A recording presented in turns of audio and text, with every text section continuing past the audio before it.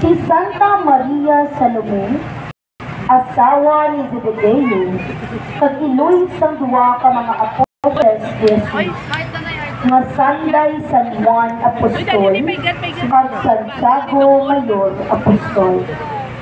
Sulo sa kasunod San Mateo, kag San Marcos, siya sa mga saksi sang si Jesus ginlansang sa krus. Siya man nakasaksi nga wala sa lulubngan ang bangkay ni Ginoong Jesus. Isa siya sa 3 ka Maria nga saksi kag nakipagbahin sa balaan nga misyon ni Jesus. Sa pagpakasakit kag pagkamatay sa krus hasta masaksihan ang iya pagkabalik. Bilang tradisyon, simbolo niya ang ensensaryo kag kamangyan para pahamuton ang lulubngan ni Jesus. Santa Maria Salome, igampo mo kami.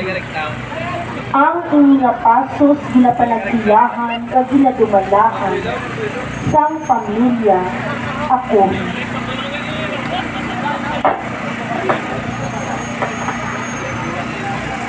San Jose Arimatea.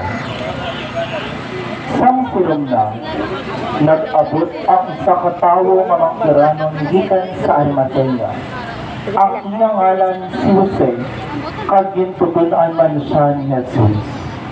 Nagkadto siya kay Pilato kag pangayo niya ang bangkay ni Jesus. Gani si Pilato nagmando nga ihatag ini sa iya. Ginkuha ni Jose ang bangkay kag ginsamburan sang bag-o nga tela nga lina. Gimbutang niya ang bangkay sa iya kaugalingon nga lulubngan, nga bag-o lang ginguhag sa bato. Dayon ginpaligid niya ang isa ka dako nga bato sa pertahan sa pagtakot sa lulubngan kag naglakad. Dito man si Maria Magdalena, kag ang isa pa ka Maria nagalingkod kag nagaatubang sa isla. Sang nagasun nga mga adlaw, sa adlaw sang pag-amaw, ang pangulo nga mga pari kag mga Pariseyo nagpakigsapol kay Pilato kag magsiling. Halangdon ang gobernador, nadumduman namon nga sadtong buhi pa ang manugpatalang nagsiling. Nagsiling siya, mabanhaw ako sa tapos ng 3 ka adlaw. Magbando ka nga bantayan ang lulubngan sa sulod sang 3 ka adlaw.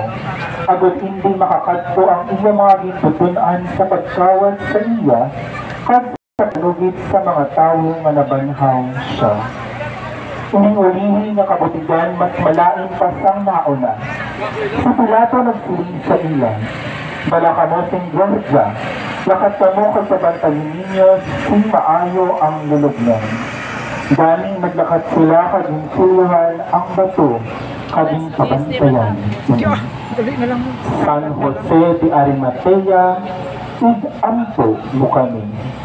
Ang asos ginadubalahan sang pamilya Claraga kag pamilya Lo.